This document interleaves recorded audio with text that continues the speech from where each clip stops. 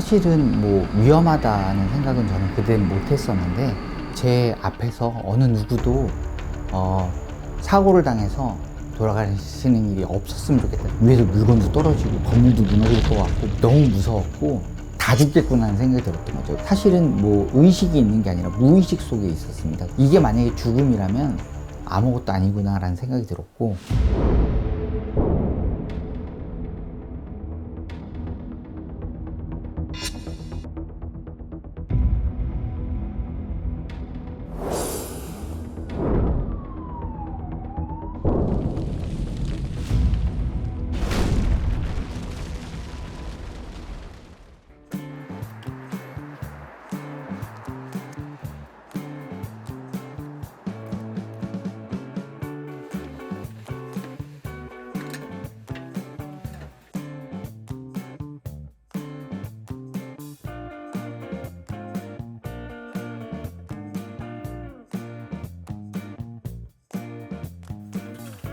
안녕하세요. 저는 이지욱입니다. 우리 아빠는 조금 특별한 사람이에요. 남들이 재난안전 전문가라 부르는데요. 평생 한 번도 겪기 힘든 재난을 무려 3번이나 겪었거든요.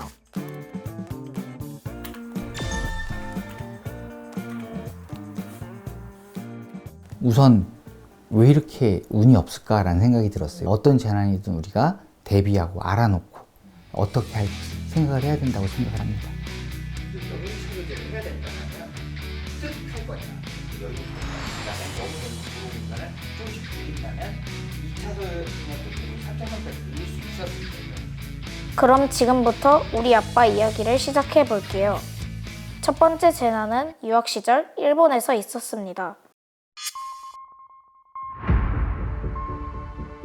도쿄에서는 굉장히 여전히 붐비는 퇴근 시간이었습니다. 비틀비틀거리는 어르신께서 노란선 안전선을 따라서 걸으시다가 뚝 하고 떨어지시더라고요.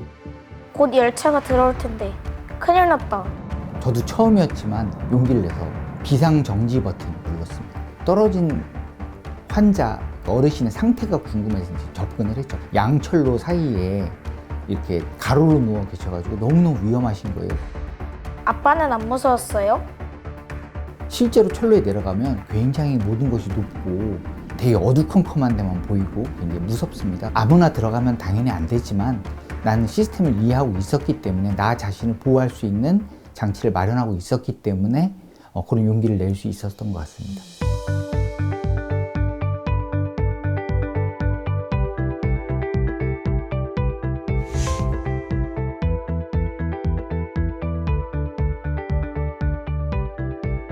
영무원들에게 이 사고가 났음을 알리는 방법, 즉 뭐 비상 통신 장비라든지 아니면 비상 버튼 이런 것들이 어디 있는지 우리가 알아놓고 요거를 성실히 신고해주고 눌러주고 알려주는 것만으로도 충분한 활동이 다 됐다고 보고 있고요.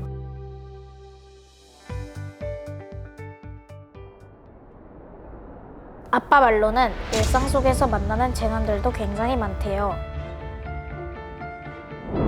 아빠 친구들한테 자세한 이야기를 물어봤습니다.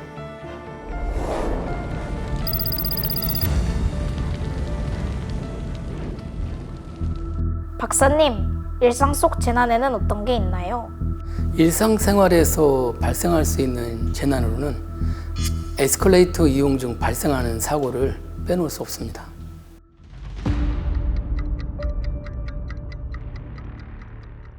먼저 부상자를 응급조치하는 것을 먼저 하고요. 그 다음에는 에스컬레이터에 보면요, 고유 번호가 있거든요. 승강기 번호라고 합니다. 그래서 그 번호를 119나 112에다가 신고할 때 불러주면요, 신속하게 출동하여 소방관이나 경찰관이 응급조치를 할 수 있습니다.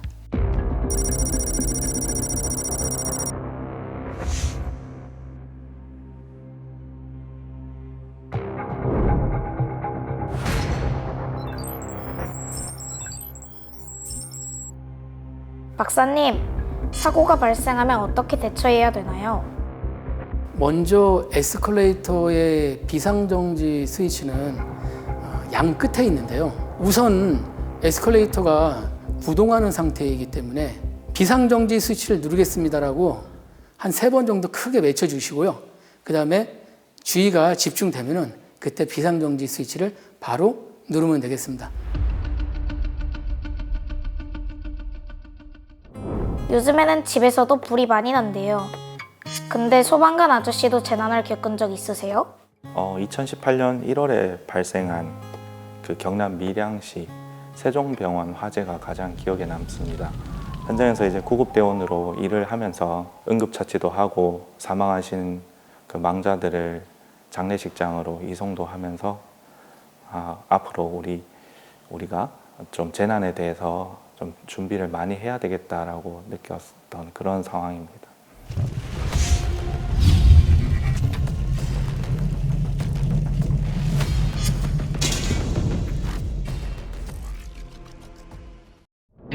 그런데 소화기 사용법이 달라졌대요. 소화기를 사용하실 적에 지금은 안전핀을 뽑는다고 저희가 알고 있지만 이 안전핀의 탈락을 막기 위해서 이 봉인, 실링을 해뒀습니다. 안전핀을 뽑을 때 소화기의 몸통을 잡고 안전핀을 비틀면서 뽑으면 실링이 함께 제거가 됩니다. 소방관 아저씨는 재난이 발생하면 꼭 지키고 싶은 게 있나요? 소방관이라면 아마 국민이 아닐까요? 소방관의 시선에서 새로운 장소나 새로운 건물 이런 곳에 들어갈 때 주의 깊게 보는 것들이 몇 가지가 있습니다. 비상구의 위치나 소화기의 위치, 그리고 내가 탈출할 때 경로를 좀 주의 깊게 보는 편입니다. 국민들께서도 주변의 상황에, 익숙한 상황에 매몰되지 마시고 있는 비상구를 한번 열어보시고 가정에 보관 중인 소화기의 상태도 한번 살펴보시는 걸 권장드리고 싶습니다. 여러분, 혹시 소화기 안전핀이 묶여 있다는 거 알고 계셨나요? 저도 꼭 기억할게요. 아빠는 출장 가실 때 늘 운전하시는데요. 교통사고도 조심해야 한대요. 그럼 아빠 친구한테 또 물어볼까요?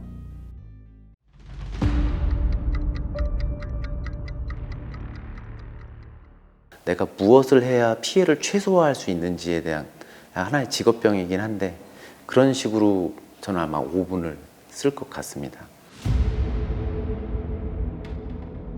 3회 이터널이라는 터널 화재 사고가 있었는데 탱크로리가 하나 터져가지고 다른 소방서에서 지원을 나왔는데 그 소방관의 와이프가 그 안에 돌아가신 분 중에 한 분이에요. 열심히 불 끄시다가 나중에 그 신원이 확인됐는데 거기서 막 오열하시고 뭐 그런 스토리가 있어요. 그 화재 사고는 정말 잊지 못할 사고고 저는 그 화재 사고가 제일 기억에 남습니다.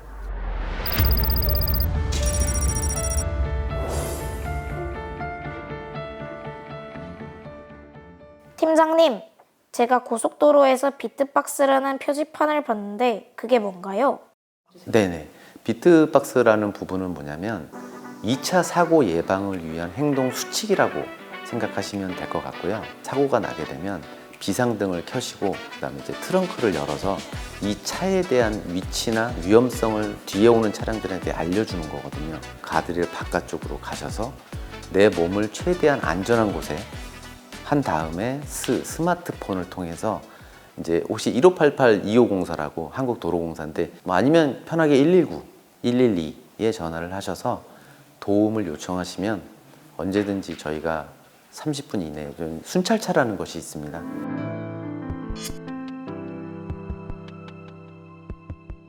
화물차가 전복이 됐고 그 뒤에 가던 이제 1톤 트럭 운전자분이 그 전복된 걸 봤어요.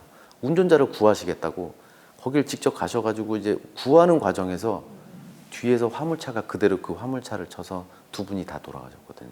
내 안전이 확보가 먼저 되지 않으면 사실 그거는 자살 행위하고 같습니다. 여러분, 운전하실 때는 꼭 비트박스를 기억해 주세요.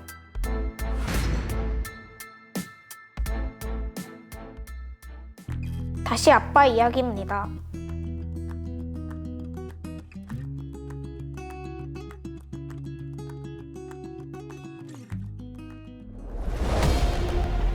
우리 아빠의 두 번째 재난은 어마무시한 동일본 대지진이었습니다. 규모 9.0의 지진이 일어났대요. 책당이 떨어지는 것들이 슬로우 모션으로 보이는 게 먼지들이 같이 발생을 하니까 그게 더 막 무서운 거죠. 이런 거대 재난의 문제점이 뭐냐면 얼마나 더 커질지 예상이 안 되지 않습니까? 굉장히 혼란 속에 있었었다. 아, 큰일 났다. 아빠, 어떻게 하셨어요? 지진이 이제 이렇게 40초에서 한 1분 정도 발현한 이후에 이제 멈췄으니까 빨리 도망가고 싶지 않습니까? 그래서 막 나가는데 화재를 대응해야 되기 때문에 방화문들이 다 닫혀 있습니다. 내가 원래 알던 길이 다 닫혀 있어요. 탈출 경로라는 게 이제 건물마다 붙어 있는데 요걸 기억해서 요 방향으로 나갔었고요. 그럼 지진이 일어나면 우리가 어떻게 해야 돼요, 아빠? 지진이 발생했었을 때 대처하는 방법들은 나라별로 좀 상이하고 또 전문가들의 의견도 상이하지만 경험과 교본에 나와 있는 말씀을 드려보면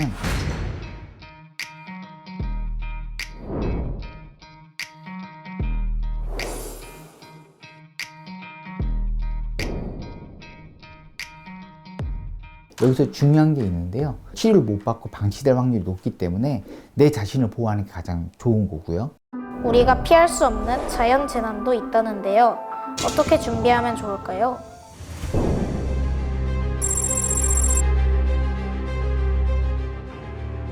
자연재난은 막을 수는 없지만 그 대비를 하면은 피해를 최소화할 수 있습니다.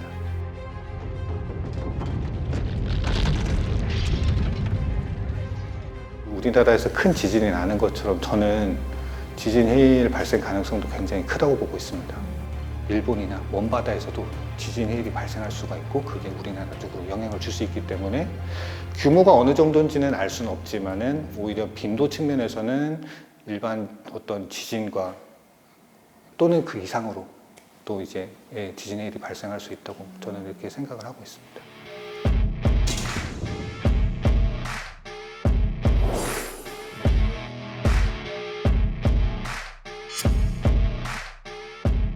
갑자기 물이 많이 빠진다든지 이때 빠질 때 굉장한 굉음을 내게 돼요. 자기 주변을 돌아봤을 때 가장 높고 안전한 곳에 올라가는 게 제일 좋습니다. 2층이나 3층 높이 이상이면 더 좋을 것 같고요. 그리고 작년에도 비가 많이 와서 피해가 있었잖아요. 미리 대비할 수 있을까요? 그럼요. 네, 피해는 최소화할 수 있습니다.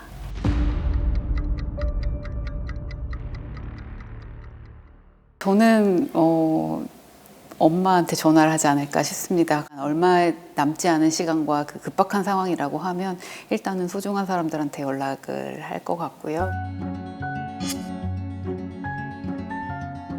제가 미국에서 이제 공부를 했었는데요. 그때 뭐 요즘 이제 많이 이슈가 되는 자동차 급발진 같은 이슈가 저희 차에 있었어요. 내가 이럴 때 어떻게 해야 되는지를 모르고 있다라는 게 굉장히 무섭기도 하고 그랬던 경험들이 좀 있습니다. 이게 간과하고 살기 쉬운 일인데 생각보다는 참 가까이 있는 일들이 많구나.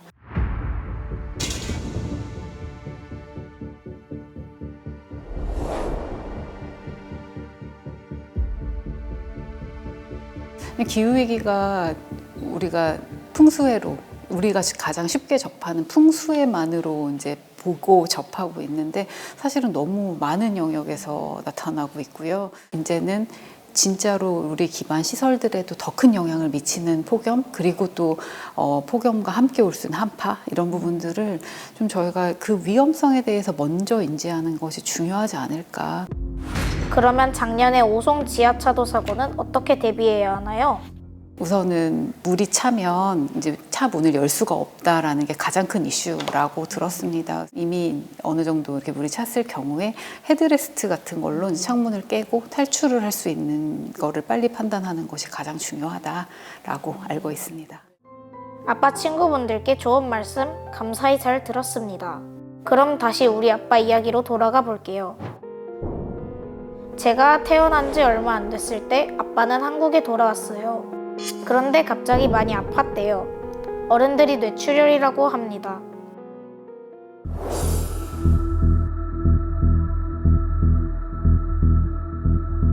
왼쪽으로 몸이 기울기도 하고 또 요즘에는 이렇게 문을 밀면서 나가는 문들이 많이 있는데 나는 문에 도착했는데 손이 안 올라와서 밀지를 못해서 문에 쾅 부딪히는 이런 상황들이 오더라고요. 아빠, 그럴 땐 병원을 빨리 갔어야죠. 그 사건이 있기 1년 전쯤에 중증 외상 환자 응급 교통 체계에 대해서 연구를 했었을 때 골든타임에 대한 연구를 했었습니다. 뇌출혈의 경우 180분인데요. 나에게 180분이 남았구나를 직감을 할 수 있었습니다. 그냥 가면서 한숨 자고 일어나면 좋아지겠구나. 이제 뭐 조치는 다 했으니까 아는 만큼 이제 안심을 한 거죠. 그래서 괜찮겠구나 하고 갔었습니다. 저는 싸워야 할 대상은 나지만 싸우는 나를 더 동료들을 만들어서 같이 싸우는 전략을 세워봤습니다. 사고 난 지 얼마 안 되신 분들이 들어왔었을 때 제가 그들에게 먼저 다가가서 이 500ml 생수병을 선물로 드렸어요. 그러면서 지금 힘드시겠지만 저랑 같이 이 물 한 모금 먹으면서 이 운동하기에 동참하시겠습니까? 얘기를 한 거죠. 저는 500ml 생수를 드리는 게 아니고 꿈과 희망을 드리는 겁니다. 힘든 시간을 겪고 아빠는 많은 생각을 했대요. 이제 너무 여러 재난을 접하다 보니까 트라우마가 있는 게 아니고요. 트라우마보다는 남들의 아픔과 그다음에 상실감 이런 것들에 대한 공감을 하게 됐습니다.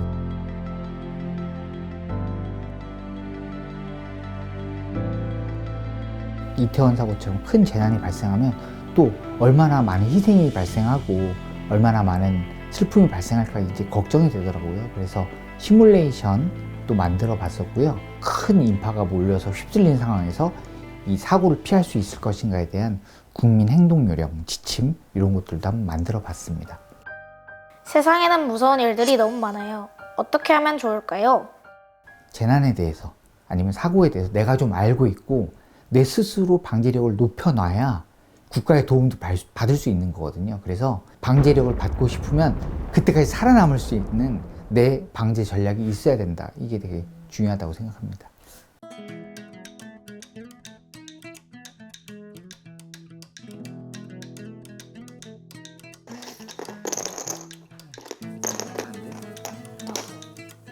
무조건 많이 먹는 게 중요한 건 아니지?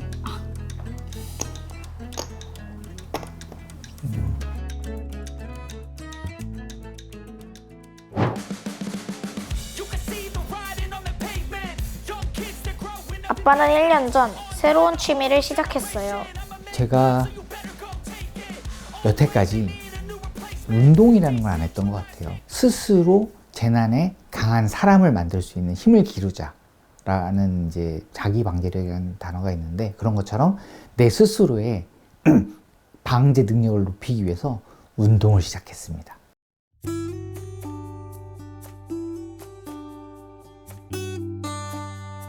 열정이 대단하죠. 작년 같은 경우는 일주일에 한 5번? 특별한 일 없으면 매주 와서 매일 와서 저랑 같이 운동하고 그렇게 이제 타고 있었습니다. 지금도 하고 있고요.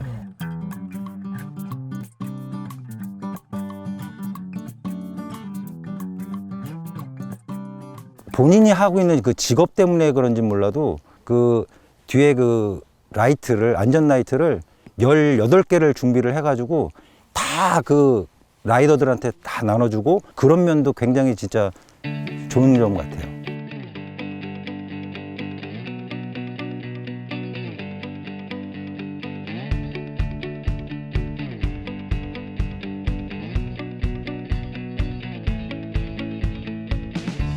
재활할 때도 힘들었을 때도 같이 함께 하는 걸 좋아했었는데 여기는 함께 할 수 있는 데였기 때문에 그런 매력이 이제 자전거에 있었다고 생각을 합니다. 저는 이번 일을 통해 아빠를 더 깊이 알게 됐어요. 이거 아빠야. 응. 비슷해졌는데? 아빠 이제 고등학생 때네. 아빠는 거 티 나지? 이제 아빠 대학생 때다. 아빠가 3번의 재난을 겪고 이제 또 살아서 돌아왔으니까 감탄했고 멋지다고 생각했어요. 그리고 이제 아빠는 할 일 많이 했으니까 이미 좀 건강하게 살았으면 좋을 것 같아요. 아빠가 지우기를 위해서 편지를 썼거든. 한번 읽어볼게.